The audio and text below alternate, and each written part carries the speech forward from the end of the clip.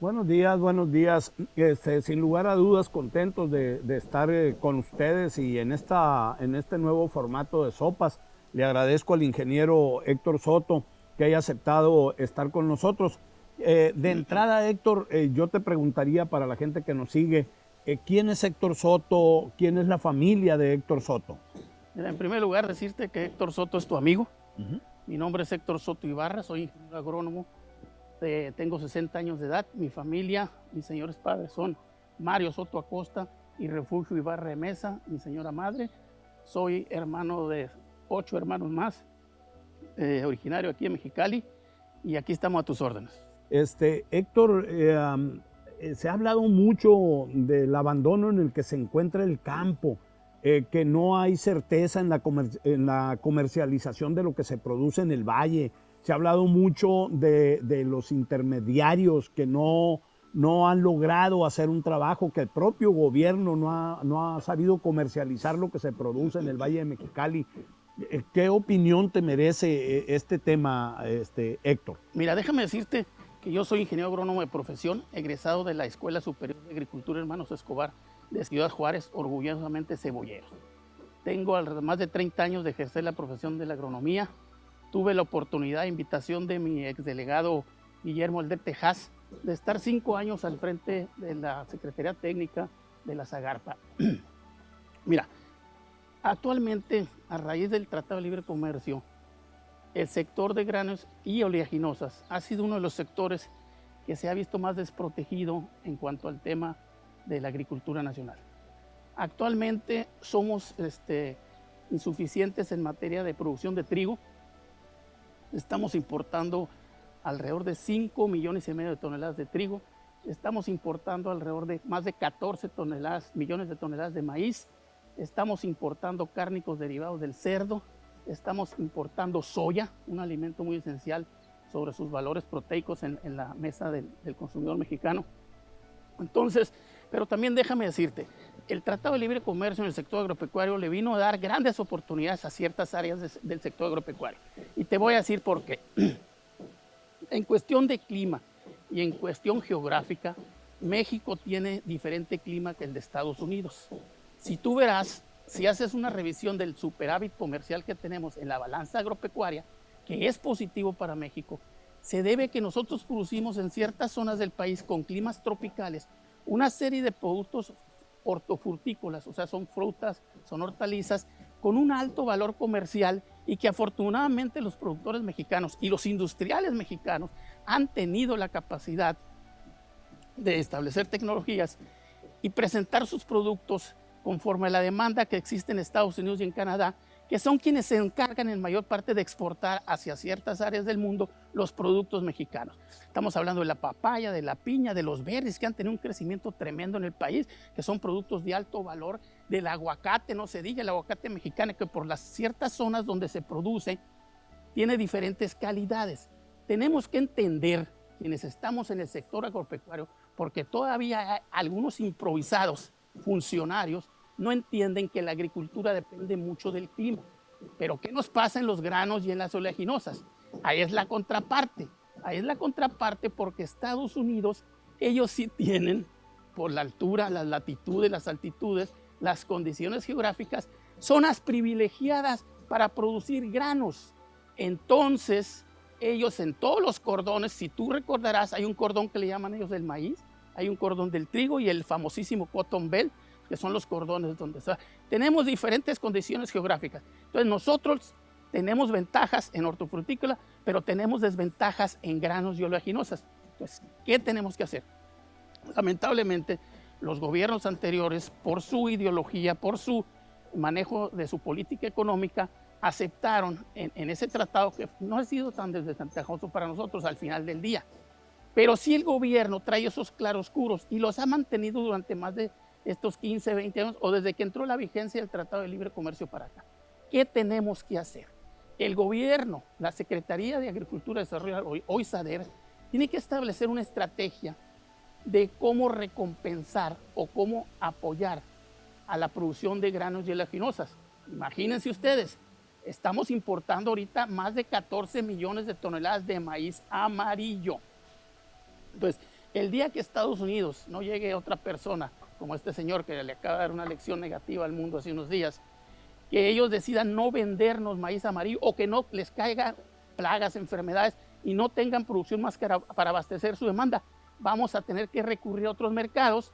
Obviamente se nos va a incrementar el costo por las logísticas. Imagínate que lo traigamos de Rusia, que es otro proveedor de México, o de Argentina o de Brasil, lo que nos van a costar los fletes, se nos va a incrementar el costo y automáticamente los industriales, que no son damas de la caridad ni son monjitas, pues en el momento en que le tenga que meter al huevo, al pollo, a la carne, al cerdo, para engordar, para los alimentos balanceados, pues nos van a incrementar el costo al consumidor y le van a causar un problema de inflación. Entonces, es urgente que el señor secretario, don Víctor Villalobos, asuma esa responsabilidad y no maquille cifras.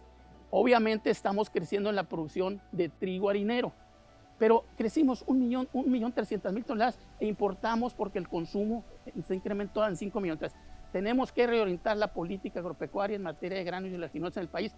Hay zonas que tienen la cultura producirla. El Valle de Mexicali es una zona. Podemos producir algodón y podemos producir los trigos. Pero ¿qué pasa? No es un capricho. Y este mensaje se lo mando a las autoridades estatales del sector agropecuario. No es un capricho querer sembrar algodón ni trigo aquí. Hay que entender las condiciones geográficas, las altitudes, las latitudes y las climáticas. Son los únicos que resisten lamentablemente este cambio climático que ya está presente. Héctor, pero a ver, para entender un poco, ¿cómo hacer para lograr los equilibrios entre los insumos que le inviertes para la producción de trigo y para la producción de alfalfa y para la producción de algodón, que digamos que son los cultivos básicos del Valle de Mexicali? O sea, ya no hablemos de las hortalizas, que es un renglón aparte, que se producen muy buenas hortalizas. A ver, ¿cómo le haríamos para lograr ese equilibrio entre el precio final de lo que se produce y los insumos que gastaste en el proceso para producir ese trigo, para producir ese algodón? ¿Cómo le haríamos, Héctor? Afortunadamente tenemos el marco legal. El marco legal donde está establecido cómo se rige la vida en el sector agropecuario en México se llama Ley de Desarrollo Rural en México. Está legislado en la materia. Ahí está establecido las acciones y el mecanismo que el gobierno tiene que llevar a cabo, que está aprobado, que es ley, es por mandato, para apoyar en esos aspectos. Si nosotros somos capaces de llegar a que se cumpla la Ley de Desarrollo Rural, está establecido en sus artículos, en sus fracciones, y somos capaces de llegar a un acuerdo con el gobierno, y en eso estamos trabajando actualmente, con los industriales, de que realmente se pague lo que se debe de pagar en las cosechas. Déjame decirte, por ejemplo, aquí tenemos en el Valle de Mexicali la producción de dos tipos de trigo. El trigo, los harineros blandos, que son del grupo 1 al grupo 4, que es el Triticum stivum, y tenemos la otra especie que es el Triticum durum, que es el trigo cristalino. Actualmente el presidente de la República dio instrucciones para que desapareciera Cerca, que era la gran comercializadora, que es lo que ahorita tú me preguntabas, cómo se comercializa. Había una agencia de comercialización que era Cerca, que lamentablemente aplicó una agricultura de contención, una agricultura excluyente, una agricultura que la dirigían las 5 empresas productoras del mundo. Estoy hablando de Archer Daniels, de Bullen, de Cargill y de empresas que se dedican a financiar el trigo en el mundo. Pero ellos eran los que creaban la oferta y la demanda y manejaban los precios internacionalmente del trigo. Malamente te digo acerca, referenciaba las dos especies de trigo, el trigo blando y el trigo cristalino, con la bolsa de Chicago. Estábamos a la oferta y la demanda manipulada por ellos. Ese fue una de las debilidades que tuvimos en el Tratado de Libre Comercio. Y por eso, aquí, ¿qué hay que hacer? Se necesita establecer ya la Comisión Intersecretarial Permanente, donde están representadas la Secretaría de Agricultura, la Secretaría de Economía, la Secretaría de Hacienda, la Financiera Nacional de Desarrollo Rural, el Sistema Producto Trigo Nacional, que no ha servido para madres, y aparte también la representación de los industriales de la Cámara de la Industria de la Harina y de Transformación, Canaminolta, no recuerdo ya el término, pero esos son quienes están, y ahí se fijan los precios. Lamentablemente, y lo quiero ser muy enfático, yo no dudo en que se deben haber llevado actos de corrupción entre los funcionarios de Acerca, los funcionarios menores de segundo, que son los que conocen el tema, al final de cuentas, se fijaban las bases ahí. Las bases no es más que el trasladar de cuánto le cuesta al industrial arrastrar el trigo desde la zona de producción a la zona donde lo va a consumir para industrializarlo. Entonces no eran las bases reales, a veces nos daban $12, $24, cuando siempre son alrededor de 65, $70. Entonces, ¿qué pasa? Hoy en día, el señor presidente, al ver ese tema, desaparece Acerca, crea Segalmex, pero lamentablemente Segalmex no ha tenido la capacidad administrativa y al parecer hay un desvío ahí de recursos, no han tenido la capacidad administrativa de llevar a cabo los padrones en las diferentes zonas donde se comercializa el trigo y lamentablemente también referenció el trigo cristalino en base a la cotización diaria de la Bolsa de Chicago. Nosotros no tenemos, quiero decirte, también hay que reconocer las cosas buenas. El trigo harinero sí lo están referenciando en Chicago y le están poniendo una base. El trigo harinero, ahorita Segalmex, entre el industrial, paga una parte, el gobierno le está metiendo recursos fiscales y los beneficiados son los industriales. Le está metiendo una cantidad, el industrial lo condiciona, le dice, bueno, pues si a mí no me das un recurso fiscal, yo no financio trigo. El gobierno debe divorciarse de los industriales. El gobierno tiene que regular la economía agrícola. Sí están pagando el trigo harinero a 5,700 pesos, lo que sí están bien. Pero lamentablemente los apoyos no han llegado. Actualmente a los productores del Valle Mexicali, Segalmex y Nacho Valle le están incumpliendo al señor presidente. Héctor. Son 43 millones de pesos, Heriberto, que no le ha llegado. Pero vamos al tema importante, el del cristalino. El trigo cristalino, si yo voy ahorita en mi pickup a Montana, que es donde se produce trigo cristalino, a Utah, a Dakota, a Minneapolis, o a la Bahía del Tron en Canadá, o al puerto del Golfo de Texas, que es donde te cargan el trigo, donde se embarca, échenme una tonelada de trigo cristalino para mis coches. Sí, señor, me la cargan en el elevador, me la ponen en mi pickup o me la ponen en sacos. ¿Cuánto? $330, señor Soto. Yo pago mis $330 y me llevo mi comida para mis coches. Aquí la están pagando a 5,400 pesos, más barato que el harinero, cuando el precio debe de ser 6,600 pesos. Ok, estoy de acuerdo que es un producto de exportación, pero es un producto que lo destinan los industriales a la producción de sémola, que es con lo que hacen las pastas, y también a exportación directamente a Argelia, Turquía, al norte de África, exportan esa sémola. Si tú me dices, oye Héctor, ¿cuánto te cuesta un kilo de sémola o una tonelada? Pues una tonelada de sémola me cuesta 25,000 pesos.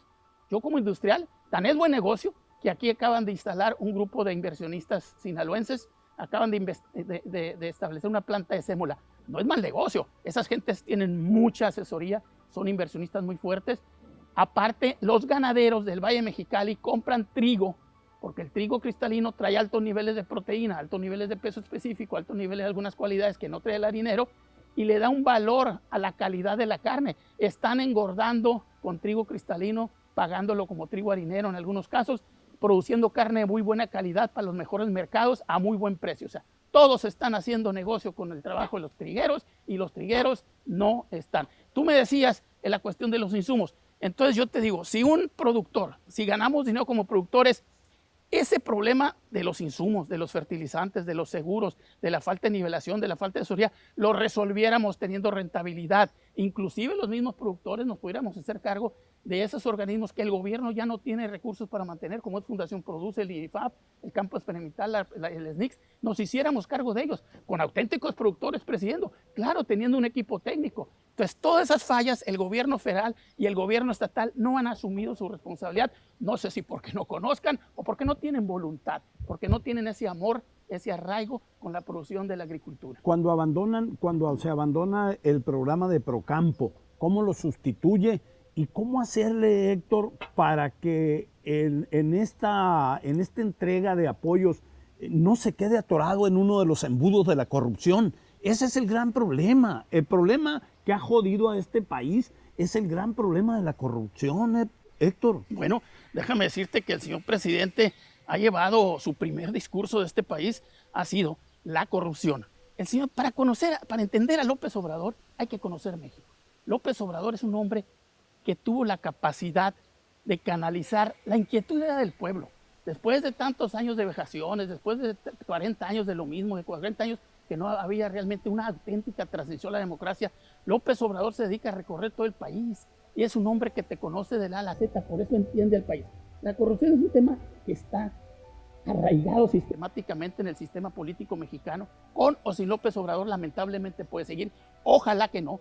Yo invito al señor presidente que de una vez por todas tome el mando férreo y meta y aplique la ley y la justicia que tenga que aplicarse. Sirios y troyanos, verdes, rojos, el que sea, el que viole la ley, el que abuse del poder, a la cárcel.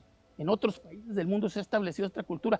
Los cercenan, les cortan manos, les quitan dedos, les quitan un ojo en China, en Hong Kong, en Japón. Algo tenemos que hacer porque no creo que en 4 años se pueda abatir ese fenómeno. El tema de Procampo.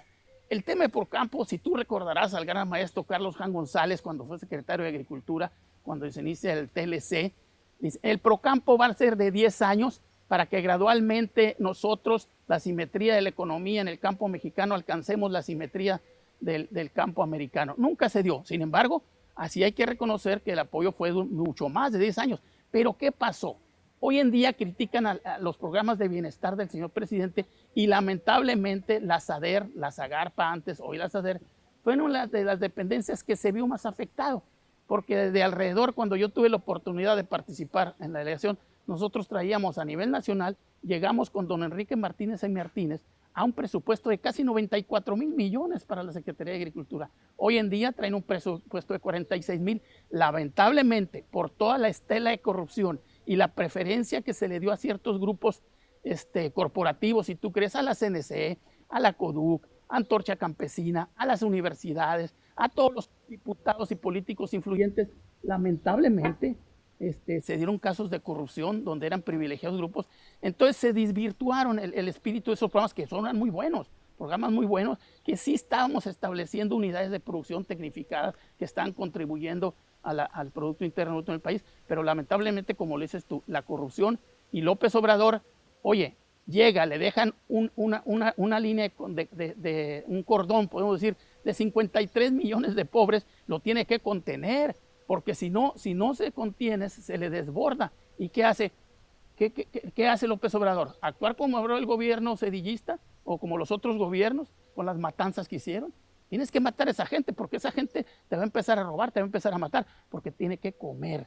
Y lamentablemente son programas que se tienen que hacer para contener esa cantidad de pobreza en el país, esa cantidad de miseria, porque durante 40 años los sabios, los tecnócratas, la política liberal, ortodoxa, no le dio oportunidad. Seamos realistas. Pero ¿cómo reconviertes, Héctor, esto? ¿Cómo contienes y luego reconviertes? Porque ese es un problema severo. No puedes estar sosteniendo todo el tiempo estas políticas que de alguna manera estoy de acuerdo contienes, pero ¿cómo reconviertes? Bueno, aquí es. El gobierno de López Obrador ha atendido en estos 2 años una serie de problemas que le hacen presentado. El tema del COVID, imagínate, ¿no? El problema que le vino a representar, aparte de la caída en la economía de Estados Unidos, cuando él recién llega, que recibe el Producto Interno en el 2%, viene una crisis en el ramo automotriz y en el ramo manufacturero de Estados Unidos, que nos lleva a que el crecimiento de México y aparte una especie de inversión nacional y extranjera, al ver que ya no iban a tener las ventajas, porque los hombres de negocios son hombres de negocios, son tiburones. Ellos no van a querer ni a Calderón, ni al Peña Nieto, ni a López Obrador. Ellos quieren su dinero, el oro, su dólar.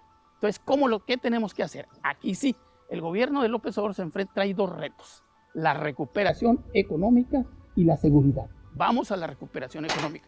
Tiene que hacerse nuevo planteamiento. Aquí es donde tiene que tener la habilidad y la disposición el gobierno de López Obrador de emprender una nueva etapa de armonía con los inversionistas nacionales y extranjeros. México tenemos que tener la capacidad de producir lo que el mundo nos pida y lo que el mercado interno también nos pida. Yo creo que debe de aprovechar este momento López Obrador porque es necesario y urgente una reestructuración de su deuda a corto plazo, porque México es sujeto de créditos. Necesitamos reestructurar porque son alrededor de 700,000 millones el boquete que nos va a dejar la pandemia. Necesitamos establecer programas de estímulo a la mediana y a la pequeña empresa y necesitamos, después de este gran logro democrático que fue del pueblo, refundar el Estado mexicano y todas sus instituciones, porque 4 años le faltan a este gobierno y en 4 años, ¿a dónde vamos a regresar? ¿A lo mismo? O sea, el mundo avanza, tenemos que tener una visión de cuáles son las bases que tenemos que establecer para que este México de aquí en adelante regrese a su identidad. Tenemos que hacer, después de esta lucha de 40 años, México tiene que definir la refundación de su Estado mexicano y tiene que definir qué tipo de política. Yo creo que la más adecuada con estos tintes simpáticos de izquierda, pero al final de cuentas tiene que establecerse los lineamientos bajo la orientación de un nacionalismo revolucionario, que es cuando se desvió el camino. De Lázaro Cárdenas para acá, yo veo que en este ejercicio democrático del pueblo es un evento tan importante después de la expropiación petrolera y el reparto de las tierras. México tiene que hacer un planteamiento en materia económica, así estás bien como tú lo dices, tenemos un excelente secretario de Hacienda, tiene que tener la capacidad de convencer al presidente que tenemos que reestructurar este país, tenemos que volver a reinvertir, tenemos que tener una armonía, tenemos que dejar atrás el suceso de la elección del 2018, tanto la ultraderecha, tanto el nacionalismo revolucionario que encabeza el presidente López Obrador, tenemos que armonizarnos. Nos tenemos que armonizar los mexicanos, el diálogo, la concertación, tenemos que hacer atractivo este país para los inversionistas extranjeros y nacionales, pero sin lucrar y sin abusar, porque es lo que han hecho durante estos 40 años. Yo te puedo decir que si tú divides el crecimiento económico desde el presidente Salinas hacia el presidente Peña Nieto, ¿sabes? Si ya lo divides, los crecimientos, unos más altos, otros más, lo divides en todos esos años, ¿sabes cuánto creció México? El 0.46 anual. Entonces no fue un éxito. El liberalismo ortodoxo en el mundo ha demostrado también que no tiene la capacidad de satisfacer las necesidades de su sociedad, entonces tenemos que llegar a un punto medio. Y la política es el medio para llegar de los puntos opuestos al punto medio. Y ese es el gran trabajo que tiene que hacer ahorita el presidente López Obrador. Héctor, a ver, por último, ya nada más quisiera, políticos van, políticos vienen, en el caso concreto de Baja California y el campo abandonado. Un diputado que son indolentes, no conocen los temas, solo ven el interés personal. Conoces, porque has estado pegado a las actividades del campo, conoces perfectamente las actividades del campo. Yo te preguntaría a ti, veo que te inscribiste en un distrito para buscar una diputación. Esa diputación en la que tú te inscribiste, ¿en realidad te daría la oportunidad de servirle a la gente, Héctor? Mira, en primer lugar quiero agradecerle yo a Morena, a la convocatoria que emitió el presidente nacional Mario Delgado, donde afortunadamente tuvo la inteligencia de permitir que quienes somos simpatizantes de Morena nos pudiéramos inscribir. Yo fui candidato en 2004 por el Partido de la Revolución Democrática a diputado local por el 4º distrito. Saqué alrededor de 3,700 votos. ¿Por qué me inscribí en ese tiempo? Porque desde ahí inició mi simpatía por Andrés Manuel López Obrador. En el 2004 fui candidato, López Obrador era miembro del PRD. En el 2006 fui representante de la Coalición por el Bien de Todo ante el Instituto Electoral en ese tiempo, ya ves que ha cambiado de nombre, y impugné las 444 casillas ante el Tribunal Electoral. De ahí el Tribunal Electoral me dio la razón. La sesión permanente de ese distrital duró 2 días, no nos fuimos a dormir y todo. Después llegaron toda la batería pesada en el tiempo de los panistas, llegó Arango, llegó Gutiérrez Vidal, gente preparada, mandaron abogados muy preparados. El PAN sí prepara y forma sus cuadros, cosa que deben de hacer los otros partidos. Y al final de cuentas recuperamos alrededor de 222 votos. Entonces, esa es mi trayectoria en la simpatía que tengo yo con Andrés Manuel.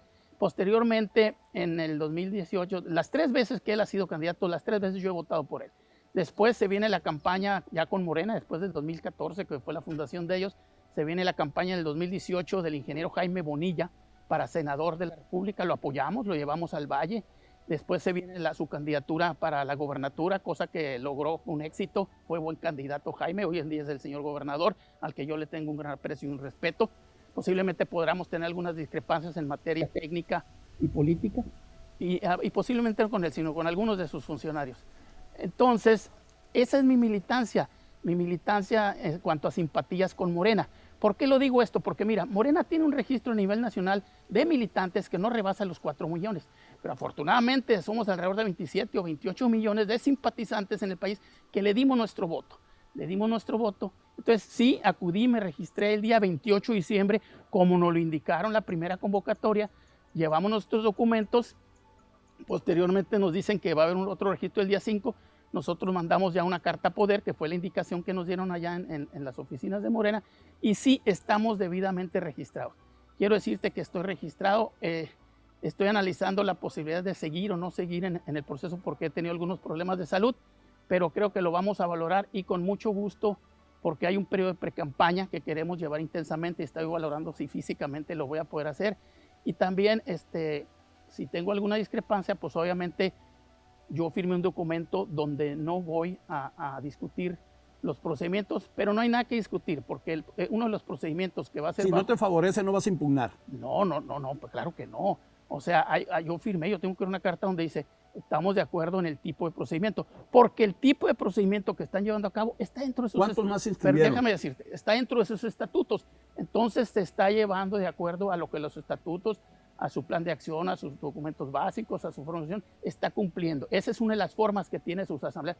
Por los estatutos se va a hacer una auscultación y después una encuesta. Entonces, nosotros vamos a hacer una palabra, nos guste o no simpaticemos con alguno de los participantes porque han tenido oportunidad y nosotros, a nuestra manera de ver, no le han cumplido posiblemente ni a los morenistas, ni como dices tú al sector agropecuario, pero eso ya no nos corresponderá a nosotros, eso le corresponderá a los electores juzgarlos. Nosotros somos gente con formación política. Yo estoy muy agradecido con Mario Delgado por permitirnos a los simpatizantes, que quede claro para que no haya antagonismos, que somos más de 28 millones en el país que simpatizamos con López Obrador. Y creo que Mario Delgado, en una actitud democrática, nos está brindando la oportunidad de participar. Si somos elegidos o no, no hay ningún problema. Nosotros tenemos disciplina, que es una de las que debe tener cualquier político, ser institucional y ser disciplinado.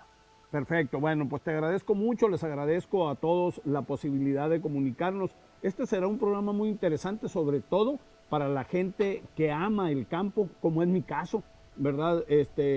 Durante 10 años, ya lo he platicado, sembré trigo, sembré alfalfa y me apasiona mucho el olor del Valle de Mexicali, el olor de su campo cuando andas en la empacadora a las 4:30, 5 de la mañana, checando la humedad.